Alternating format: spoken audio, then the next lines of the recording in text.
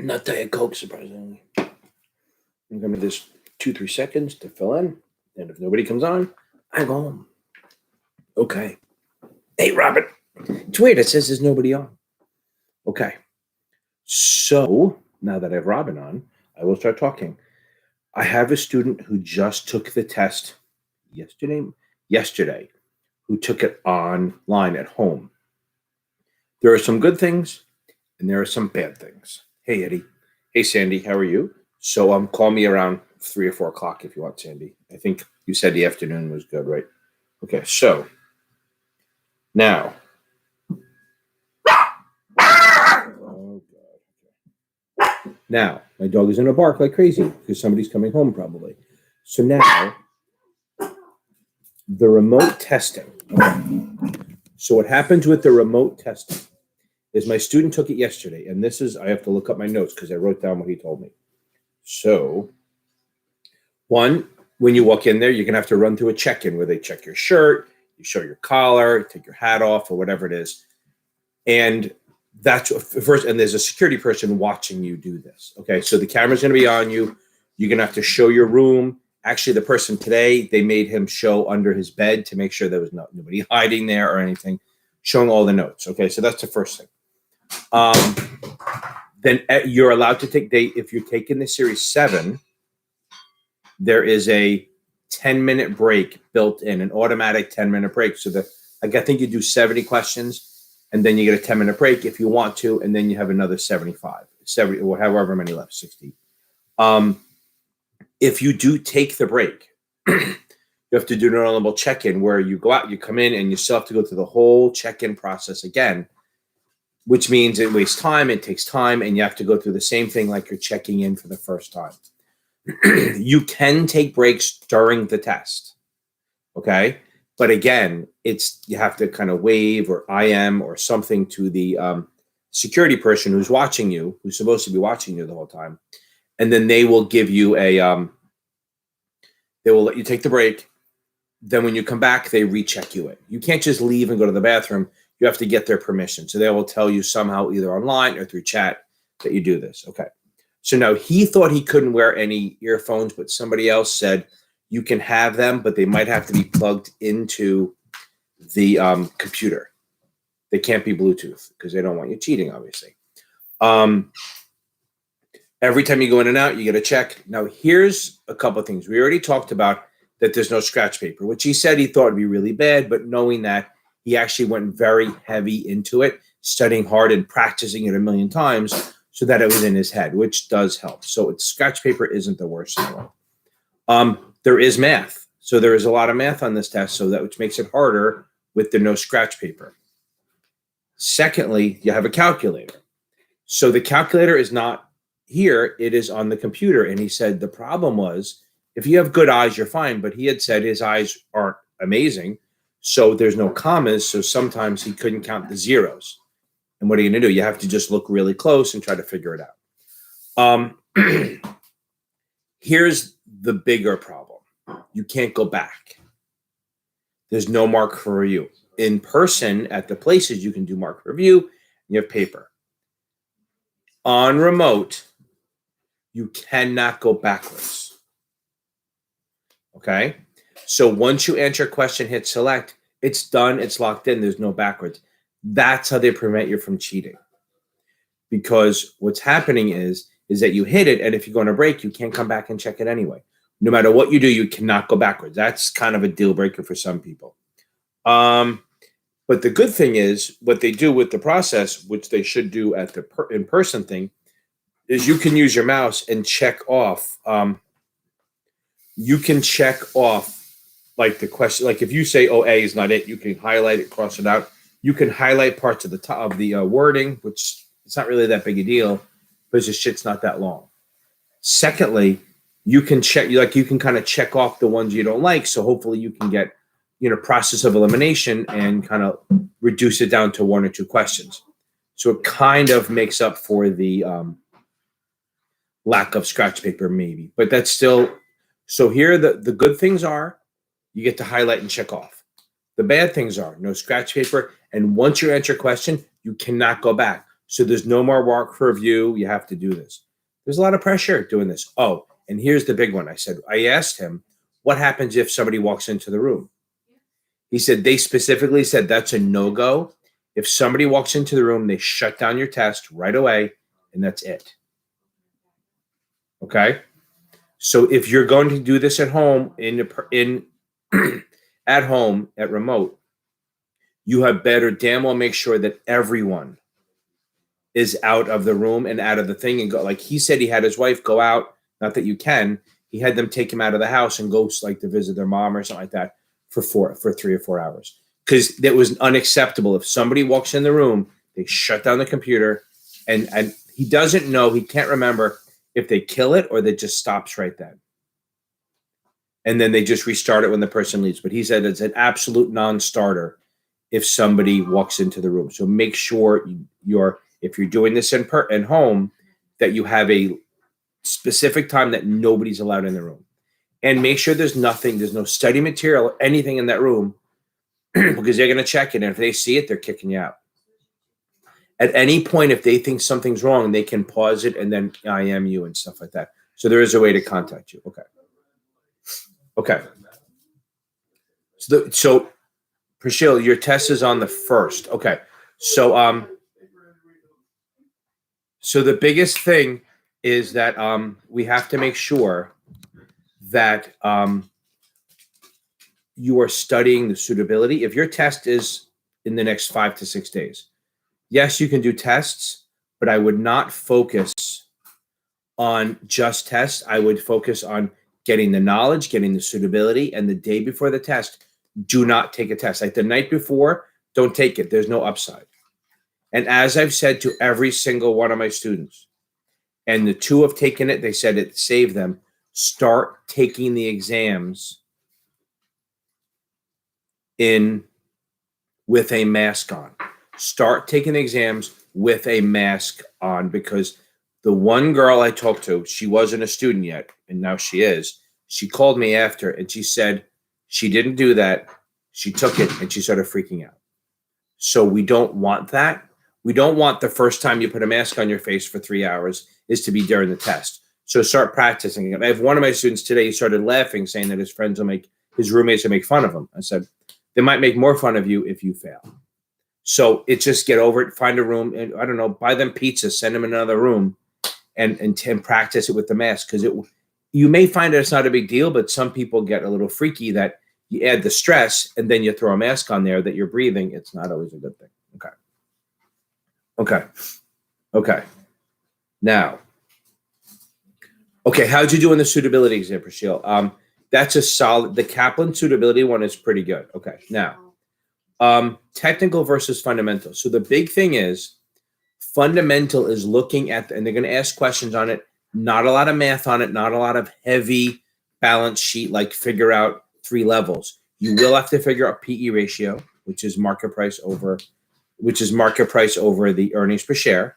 And remember, PE is not affected by stock splits. You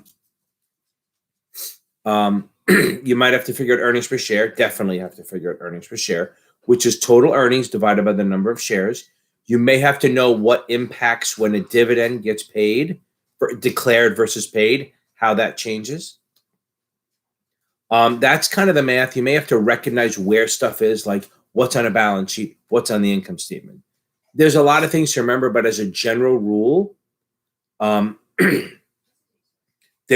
general rule was, if it has to do with assets or liabilities or things like hard stuff, it's on the balance sheet. If it has to do with income, cash in, cash out, cash flow, that's going to be on the income statement. Okay. Yes, Robin. An IAR of a federal covered advisor only has to register if they have an office in the state. If you're the IAR for a state level IA, then you register whether you have an office or more than 5 clients. But very good. Okay. Now, technical is looking at charts and patterns and trends, support, resistance. If it goes through support, what happens? If it goes through if what happens? So if it's support is the bottom, resistance is the top. That's the range. If it goes through the resistance, it should keep going. But normally it'll bounce off the resistance and come back down. It'll hit support and go back up. So there's usually a range there. You have to know that technical is looking at charts and patterns and trends. Okay.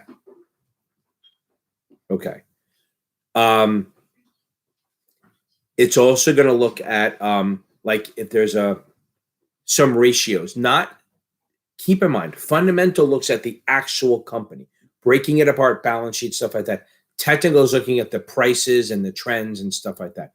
That's the big thing. And now, a lot of times they work together. Fundamental will use a technical trader to figure out when to buy. So a fundamental likes, say you like Tesla because of its underlying stuff. You may use the technical trader to figure out when to buy and when to sell. Because that's what technical is more about, is pricing and stuff like that. Okay. I'm going to go over unique non-standard corporate actions around the SIE. Probably none, but let's talk about a couple. Okay. So a takeover is a corporate action, right? So a takeover, like, is if one company takes over another. How do they do it? There's a couple different ways. There's a merger where they both work together and they just merge their companies. There's an actual takeover where sometimes there's a tender offer.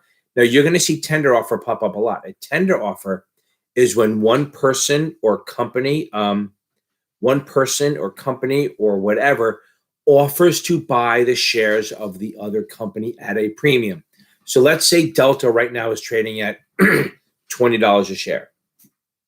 And you really like Delta, you think it's a good buy, not you as an individual, but you as a corporation. Like say American Airlines or Carl Icahn or Jeff Bezos or Amazon wants to take over an airline. So he will go, okay, it's trading at 22. I think I'd pay 25 for it. He will make an offer to the company, to the shareholders, and say, I will be willing to buy up to 100 million shares of Delta at $25 a share. That's a tender offer. He's making an offer to buy the shares. If you, as a shareholder, want to participate in that and let him buy your shares, you tender your shares to his offer.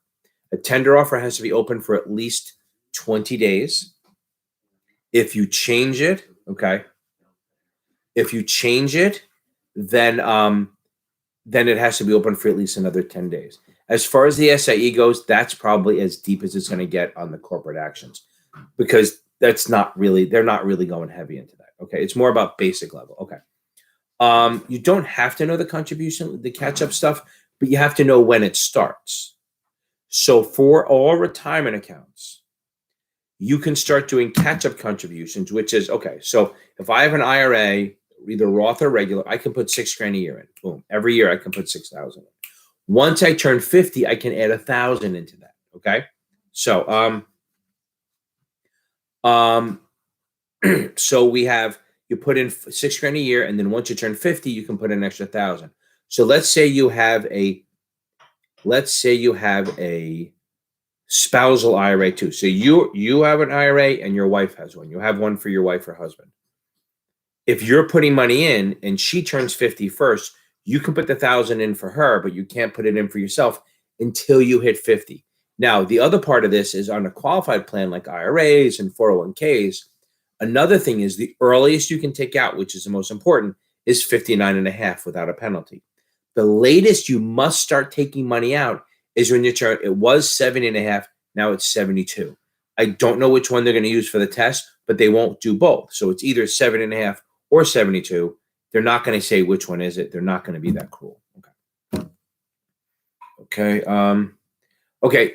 Again, for the SIE and stuff, that's not really a date thing, but these are things you have to know. You have to know that settlement is T+2. That's, to not know that is unacceptable, and you can't take the test. Okay. Right. So 72 is a number, and that's what the that's what it is now, and it's been that way for 18 months now. But that's what it is. So this is not remember, these, as I said to everyone I talked to, these tests are not date tests. It's not like a history exam where you have to remember shit. There are certain things you need to absolutely understand. One, settlement is T+2 for all things except for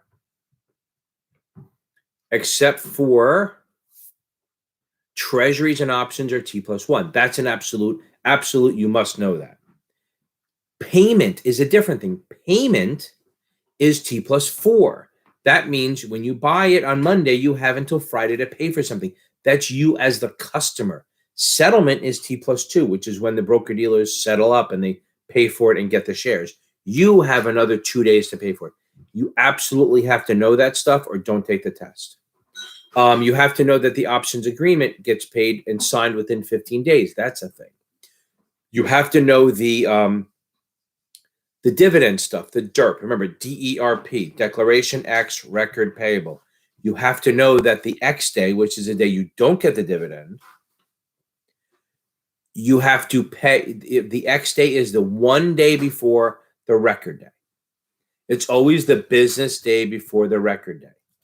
DERP, Declaration X, Record Payable. Record is a day you must own the shares by. So you have to buy it 2 days before because you need it to settle by the record day. So on the X day, which is the business day before the record day, they drop the price. Okay. So they drop the price by the amount of the dividend. That's what you have to know. Pretty much, if you do a SARS report, you have 30 days to report it.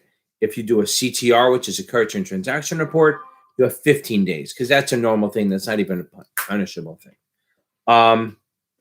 Again, it's not really a date test. You can try to memorize what you can, but I wouldn't worry about missing days and stuff like that. Okay. The difference. So as I tell everyone, the Roth. Oh, hold on. You do not need to know butterfly spreads other than that they are neutral. Okay. Frank, if you don't, butterfly spreads, the only thing you have to know about them are neutral. And if you're going to get a question on that, that's one of the experimental. There's no way they're asking about butterfly spreads other than what they want, which you're not going to have to calculate that shit. Okay. It's all about neutrality on a butterfly spread to put money in your pocket. Okay. So now so the Roth is the greatest thing ever invented in the history of Wall Street. Here's why. So you have a regular IRA and a Roth. Okay. The regular IRA, the money goes in pre-tax, which means it's tax deductible, and it's called qualified contribution. When you take the money out at 59.5 or 72, you pay tax on every penny. You pay tax on every single penny of that. Okay. At ordinary income. Okay. If you buy a Roth, if you invest in a Roth, this is why I love it. You invest in the Roth after tax. So the money you're putting in, hold on.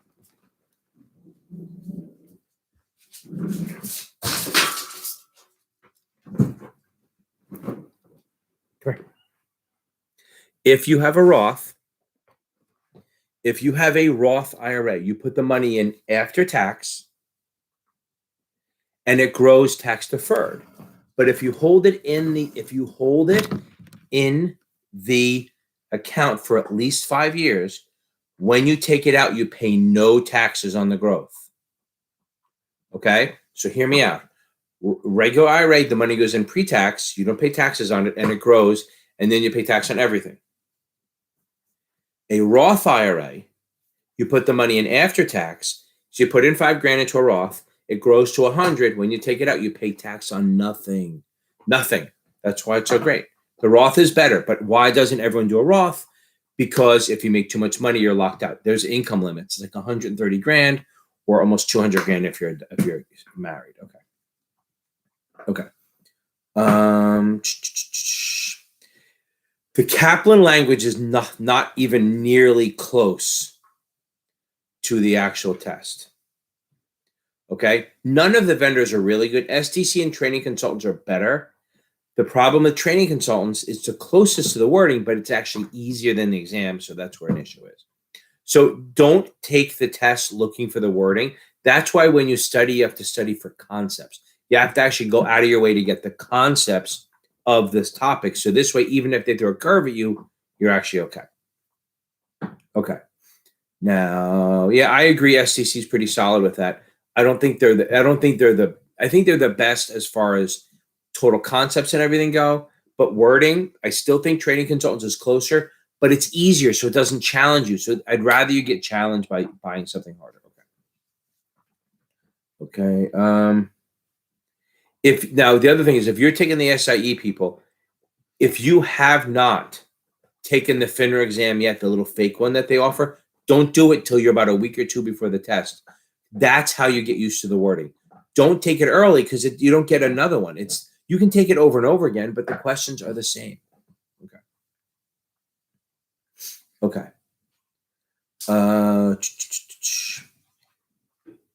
Yes. Okay. So can you take the 65 without a sponsor? Okay. You can take. So here's the thing. So you can take the SIE, the 63, the 65, and the 66 without a sponsor. You need a sponsor for the 6, the 7, and anything else. Okay. Okay. So now we're talking about the S&P indexes. Okay. So the indexes there's broad and there's narrow. Broad means they cover a lot of things. Narrow means they don't. So broad is like the S&P 500, the Wilshire 5000, stuff like that. It covers a broad swath of securities. Okay.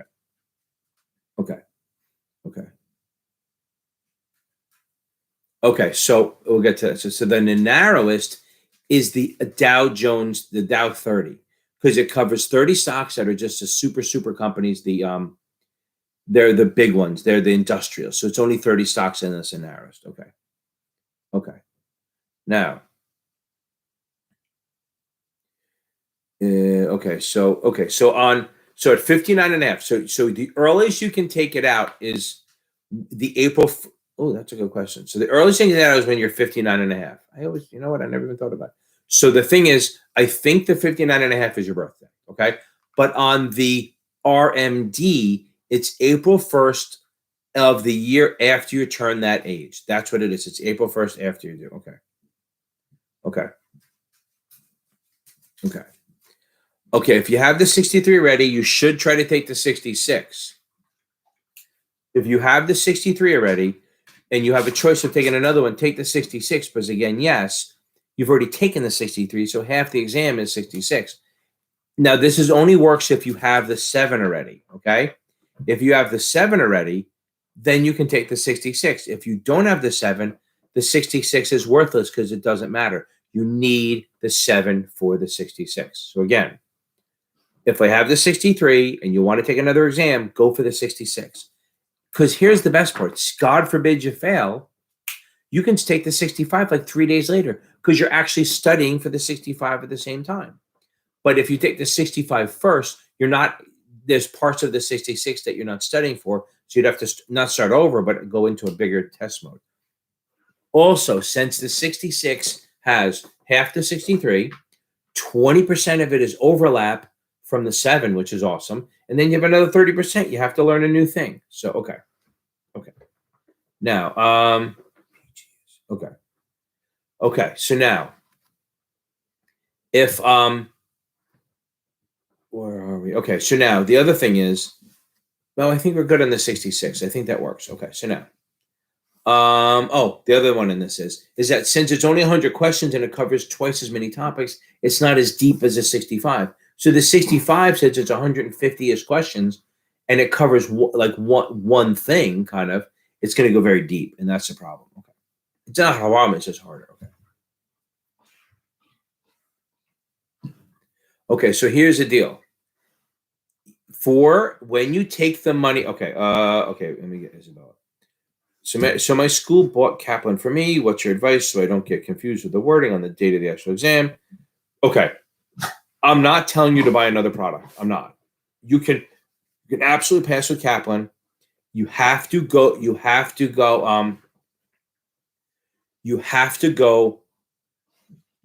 the concepts. You really do. You have to get the concepts down, and that's the key. So if you can get the concepts down, then when you do it with Kaplan, you'll be fine. If you really want to get the wording down, are you taking the 7 of the SIE, Isabel? Okay. I'll come back to you on that one. Okay. So now, RMD, the first time you have to take it out, it's always the April 1st after you turn that age. Then it's every December 31st. That's why everyone gets confused. Because if you turn 70 and a half in September or 72, let's say that's it, you have until April 1st to take your money out. Okay. You have April 1st to take your money out. Then it's every December 31st after that. Okay. Yeah, Sharon, I'll get that in a second. So if you don't have the 7, take the 65, because unless you're taking the 7, at some point the 66 is worthless to you. They won't count it. Okay. Okay.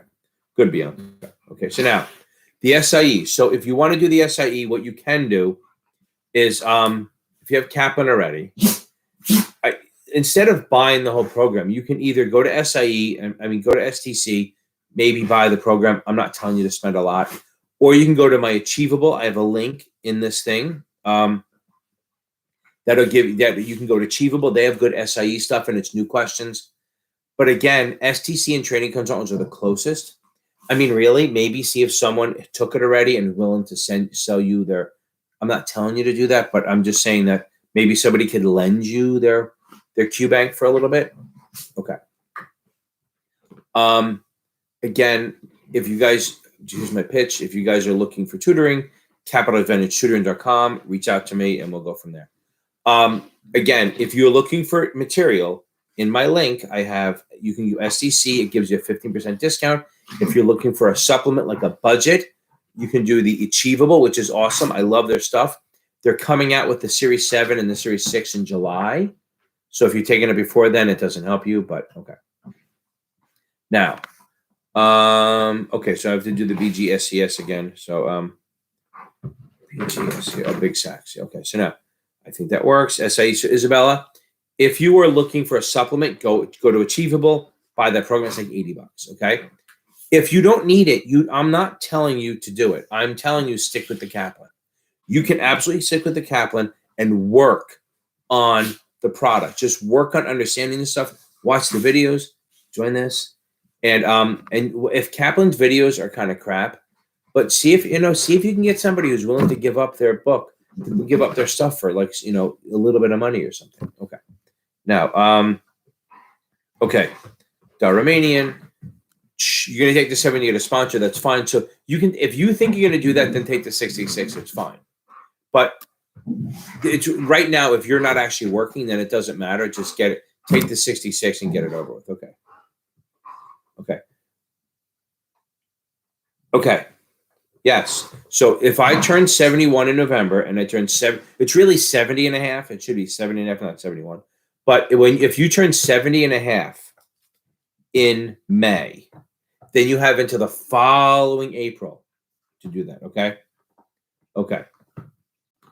You have, so it's the year after you turn that age that it's the cutoff. Okay. So now I want to go back over. Okay. Okay.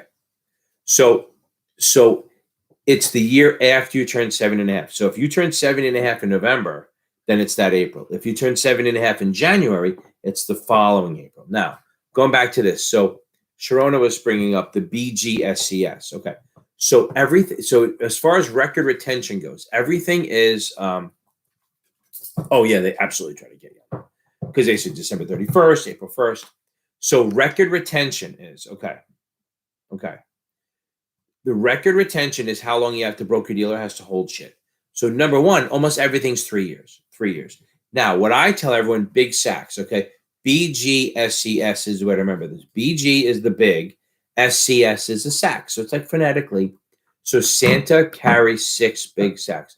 These things are 6-year retention. So first we have B for blotter. B is blotter. G is general ledger. S is stock records. C is customer account stuff. And S is statements. Those are the 6. So if you get it, replay this, okay? Remember, it's at 29 minutes. So these are all things you have to hold for 6 years. Complaints are 4 years. And anything to do with forming the company, like the articles of incorporation or the LLC agreement or the subscription agreement, those are a lifetime. Okay. Okay. Now, he's a strong man, Colleen. So now, okay. The different technical theories. You have to know. You probably have to know what a saucer is. You have to know what a saucer is like this. It looks like this, and it's bullish. You have to know the head and shoulders. Okay. Go up a little bit. Go up a lot. Go up a little bit. I'm spitting gold here. Okay. So now, Santa. So back on this, head and shoulders is it looks like a little shoulder, little big shed, little shoulder. That's it's bearish, but they call it a reversal of an uptrend. Because here's the uptrend and here's the reverse. That's a head and shoulders top. And head and shoulders bottom is down a little bit, up, down a lot, up, and then it's going to go down a little bit and it's going to go up. That's an inverted head and shoulders or a bottom, and it means it's a reversal of a downtrend, which kind of means bullish. Okay. Okay, Frank. The only yields you need to figure out are current yields. You do never, and if you must have past perfect, because you never have to figure out yield to call or yield to maturity. You never have to figure it out. You have to know the relationships. Okay. Okay. No, you just know what they are, that they're tech. Okay, I'm going to go back. Let me stick with Frank for a second. So you have to know that if it's a discount security, it goes coupon, current, yield to maturity, yield to call. So you have to know that the yield to call is higher than the yield to maturity, which is higher than the current yield, which is higher than the coupon. That's what you have to know for discount, okay? Isabella, yes, and I have 2 videos on them. Look them up. I have videos on the 33, 34, and if you go to my How to Pass the Series 6 video, I do a whole hour on mutual funds and annuities. Go watch that. So now, on a premium, it goes coupon, current, yield to maturity, yield to call. You have to know that order. Coupon, current, yield to maturity, yield to call. Coupon, current, yield to maturity, yield to call. Get that in your head and know that on a discount, that's low to high, and on a premium, that's high to low. Coupon, current. That's what you have to know. You have to know how to do current yield, which is coupon over market price. And then you have to know that if it's a premium, the yield to maturity is lower than that. Awesome, JP. Happy to help. Okay, so now just tell people, that's all I ask. Okay. Okay, so Nicole, the breadth of the market and the volume trading, you don't have to know what they are because that's deep shit. Just know that they are technical terms. The breadth of the trading is like how deep it is and whether we have a lot of like how many ups or downs. Okay. Okay. Now, yeah, Eddie wanted me to do a How to Pass the SIE film, and I said, well, I do 90 of them. Okay. That's the whole thing, is that I have all the videos that are covering the SIE. Okay. Okay. Okay. If you go, Josue, did you go over? Well, I can't just make up questions. So you have to tell me, you have to ask me something. But I have a whole video of an hour of me taking it. And I have those. I mean, it's kind of open-ended. So it's kind of hard to do an open-ended question. And the boss just texted.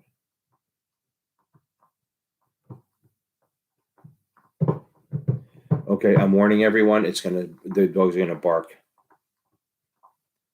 My dog's gonna start barking. My daughter's back from school. Okay, so now, okay, if you give me some specific questions, I can do them. But I do the 63. No, hold on. Okay, so let me start with the thing. So very helpful. Breadth of the market and volume of trading. They just know that they're technical things that people use for the exam. Okay. Do you have a way to remember what each act does, like the 33, 34? As I said, I have a 33 video, 34. The 1940 Act is the How to Pass the Series 6 video, okay? So now, Josue, it's make sure you go through my 63 exam. Everyone says they did that before they took the test, and it actually helped. And that's me going through 65 questions, which should help. Okay. Okay. So G37. I always forget the numbers. You don't care about the numbers. You have to know what the rules are. Okay, so hold on. Yeah, if I hit ESPN, hold on. I'll explain it real quick. So G, I don't know rule numbers, and I refuse to, and I still get 99s on these. So G37. Okay.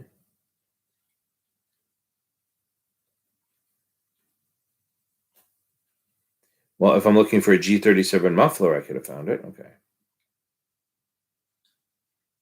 So it's pay to play. Okay. So now, yeah. So that's his best. That's really what you're going to get. I mean, that's the best help. So now G37, understand you don't have to know G37, but you have to know the pay to play. That what you can't do is bribe someone for investors. So you can't say, as a sales trader, call up the head of the mutual fund and say, hey, listen, if you give me orders that I can execute and charge you commission on, I'll find you investors. You cannot do that. That's pay to play. So you don't have to know that it's G37, but you do have to know that list of G rules. You have to know, and not for the SIE so much, really. I doubt you have to know them. It's more for the top 7. But you have to know like what they are. Like you have to know that you can't that you can't contribute more than a certain amount to a political campaign. You have to know what the gift rules are, stuff like that. Okay. Okay. So Lisa's asking, is much of the here, get ready for them to bark because my daughter just came home. See, there it is. Like a doorbell. Okay. Is much of the SIE content required again on the Series 6? Maybe the customer account stuff, probably, but not the and I'll be nice, I won't go click that. So is much of the SIE content required for the 6? There's some. There is see how focused I am even without this? Okay. So now there's customer account stuff, yes. There's communication stuff, yes. Other than that, remember the 6 is mostly going to be about mutual funds and annuities and customer and communication. That's what most of it is going to be about. Okay. Okay. So the 6 is going to be, what's funny is I have a lot of people, I'm not saying it's easy, but I have a lot of students saying that the Series 6 is actually a little not easier than the is not easier than the SIE, but it's only 2 or 3 topics, so it's a lot more straightforward, if that helps. Okay. So exempt securities are securities that never have to register on the state level. So like a government, a muni, commercial paper, bank stuff. Those, they issue securities and they never, ever, ever have to register those securities on the state level, ever. Now, for exempt transactions, those are for securities that are not exempt. So these are for securities that would normally have to register. So if I take capital advantage tutoring and go public in New York, that's registered, that's not exempt. If it's going to be sold in another state, it has to be registered there, unless it's through an exempt transaction, like it's unsolicited, where the customer calls you. Think of it this way. The reason the rules are set this way are so that the issuers don't screw over retail investors, grandma and grandpa. So they have the rules here. So if it's an exempt transaction, it's because you're selling it to an institution and you're really not pitching it to retail customers. And that's where an exempt transaction goes. Okay. Okay. Now, so you do not ever, on the SIE, we won't have to calculate mutual fund pricing. You will you just have to know that it's open ends are calculated by it's NAV plus a sales charge once a day. Closed ends and ETFs trade all day. Okay. Now, auction rate securities and VRD and Dutch. Okay. An auction rate security is a security where every 7, 21, 25 days, they do what they call a Dutch auction, but it's an auction where everyone puts in, whether if you own one, you're going to try to sell it and you want to put it into the auction. The only time you can sell, too big, Nicole. So, and I did a thing on that. Go watch an older one. I think I did it, but maybe I'll come back to it. So auction rate securities. Okay. Auction rate securities are bonds, muni bonds normally, that every 7, 21, 28 days, they do an auction where you try to sell your bond. When you sell the bond, okay, what you're going to do is you're going to sell it. You're going to try to sell it during the auction, but they put all the sellers and the buyers together. The buyers make a bid and the sellers come up with a rate they want to sell it at. If it doesn't work, it fails. If there's even one less buyer than all the sellers, then the auction fails and nobody can sell their bonds. And so what happens is, but if the auction goes forward, the rate that they come up with through the auction determines the rate for the next 7, 21, or 28 days. But if it fails, they keep the old clearing rate. Okay? So that's what auction rate security. The problem with an auction rate security is, yes, the rates will move with current rates, but there's a liquidity issue because so if there's not enough buyers at the rate, you can't get out of it. Okay. Okay. Now, commercial paper is a money market. Commercial paper is a corporation issues a bond for okay. Commercial paper. Okay, stop. puppy stop. Okay, we're good. Okay, so now commercial paper is short-term security. It's issued at a discount. It's like it has to be less than 270 days. Okay. 270 days or less. It's issued at a discount. It's what it is. It's for corporations who get money on a very quick basis. So they buy it at a discount and it matures at par. That's it. Commercial paper. It's very short term and it usually exempt from registration.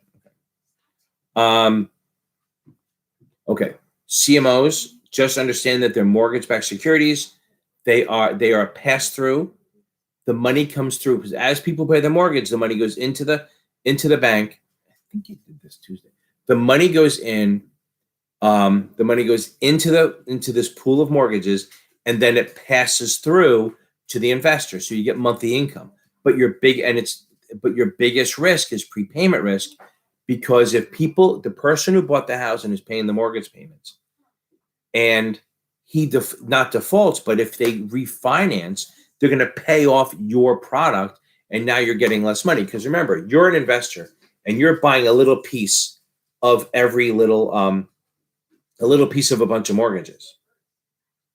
So say you invest in a CMO, you're owning a piece of 500 mortgages, and you're getting payments from them through the system. If one of those people refinances, you're now only at 499 mortgages, so you're getting less money. That is, that's the prepayment risk, because you're getting paid off a little bit earlier than you want to. Okay. So when you're registering securities, there's qualification, which means you're registered in one state only. If this is a USA question or a 63 or 66 question, qualification is one state only. It's up to the administrator, and that's it. They have no time limit. Coordination is when you register in more than one state. So you're registering with the SEC and the state at the same time. And when the SEC says you're effective, then the states go along with it. Notification is if you're trading on an exchange and you're not registering with the states. Okay. No, I don't, Isabella. So that's going to be on the top off. Definitely. So notification is when you're registered with the SEC only, like you're on the exchange and you don't register in the states, you just let them know. Okay. Now, accretion on bonds for the top off. Okay. Now, if I read it because I am blind. Okay. So if you have a bond and you buy it at a discount, meaning a zero coupon and OID, you must accrete. So accretion is adjusting the cost basis closer to par. So accretion is you buy it at a discount, and every year you accrete the bond toward it. So if it's an OID, you must accrete. Remember that you have to accrete. If you buy a bond in the secondary market at a discount, you don't have to accrete. You can choose not to. You can wait until the end to figure out your taxes. On the premium side, if it's a muni, you must amortize, because amortize is adjusting the cost basis. Both accretion and amortization are adjusting cost basis. Amortization is you take a premium and you adjust it down for the cost basis. If it's a muni, you must do it. If it's a corporate or treasury, you don't have to amortize. Okay. So commercial paper, I'll go up and build on this. So commercial paper is corporate debt. Remember that it's not muni. So it's almost like this. Treasuries have notes and bonds are long-term. T-bills are short-term. Munis, GOs and revenues are long-term. Muni notes are the short-term. If it's a corporation, okay. Corporations have regular bonds, and then they have commercial paper, which is short-term. Okay. Put a question mark and some numbers on the end of this statement. You will probably read it, and I think 75,510. Okay. So a couple of things. I don't know what that means. Okay. So now, 75,510 is the if you're a mutual fund and if it's a diversified. You just have to know that if it meets the 75,510 rule, more for the 7 than the SIE, that it's called diversified. It has to have at least 75% invested in the market, no more than 5% of the assets in any one security, And you, okay, so we are, I'm going to wait. I'm going to give it a chance. Okay.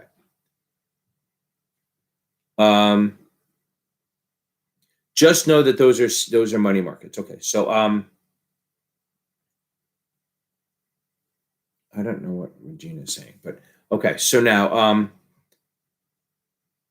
if I have, where was I? So now if I have 75, I have 10 rules. So 75% invested, no more than 5% of the 5% of the assets of the fund can be any one security, and it can't own more than 10%. Okay, you are done, kid. You are just an ass. Boom. We'll just keep going because you're just wasting everyone's time. There we go. You're hidden, kid. Okay, so now. Okay. And you are gone, Regina Phalange, whoever you are. Okay. Now, okay, let me back over this because now I can concentrate because there's always some idiot who comes on here because they're bored. Okay. Okay. Okay, so are you asking how to approach understanding answering stock splits? So if I have a stock split, say I have 100 shares at 50. If I have 100 shares at 50, okay.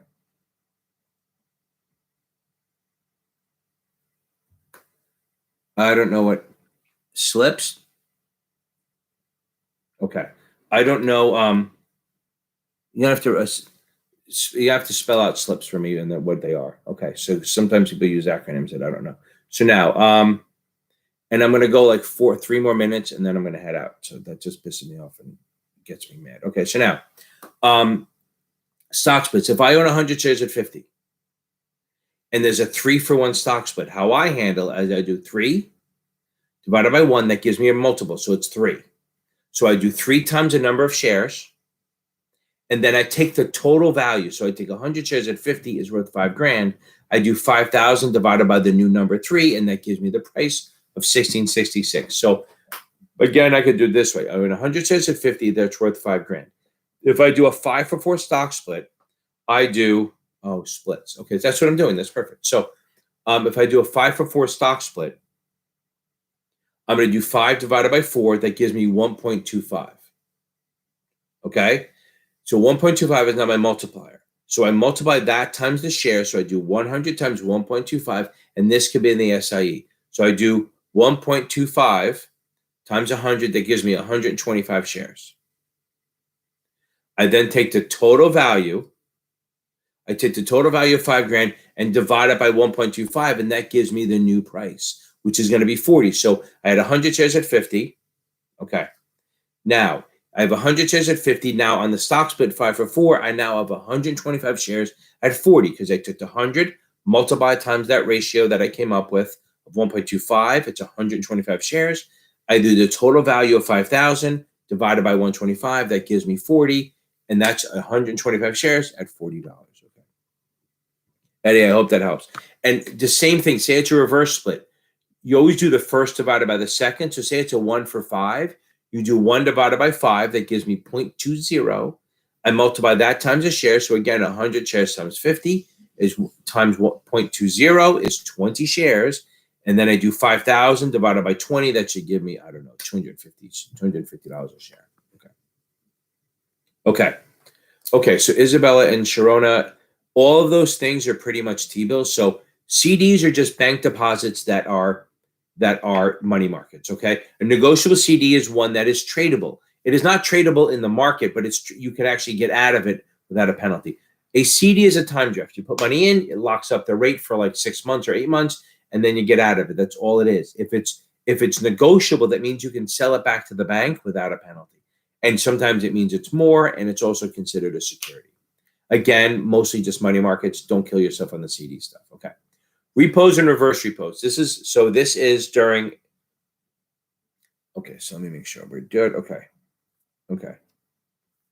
perfect. So I'm done on questions. I'm going to do the reverse repos, and I'm done. And then you guys can blow out and get home and get some good night's sleep and wash your hands. Okay, so now repos. If I buy So what happens is during expansion, the Fed will do things, and during the contraction, the things will do things. So when they talk about buying and selling treasuries, they're actually doing repos and reverse repos. So a repo is this. Say your kid wants to go out for the weekend.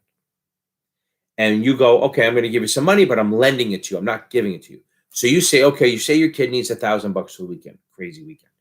What you're going to do is go, okay, you're going to buy the laptop from him or her from $1,000. So now that kid has $1,000 to spend. But on Monday, they're going to buy it back from you for like $1,001. Okay. So they're going to buy. So basically, you're lending them $1,000 for a couple of days, and then they buy it back from you for a little bit more, and that's your return. That's your return. So here's the deal on this.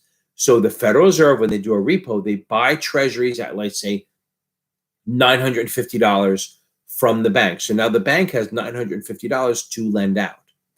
2 days later, the bank will buy it back for $951. That's the interest. So that they gave the bank a short-term loan so they can lend it out and make money on it, and then they come back and buy it back for a little more. It's a constant churning of money.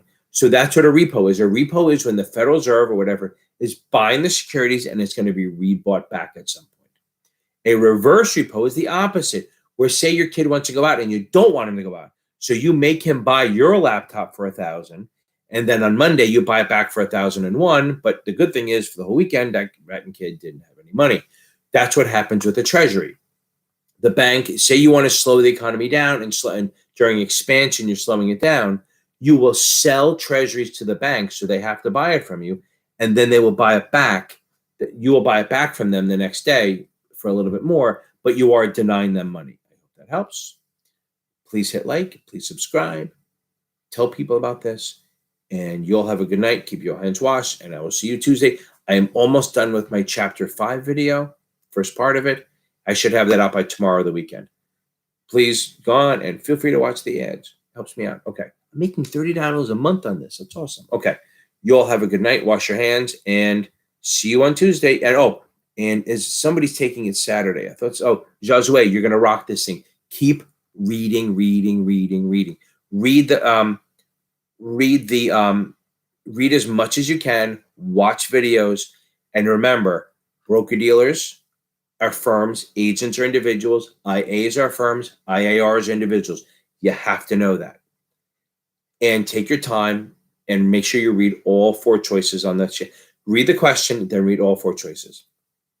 You'll have a good night and stay safe.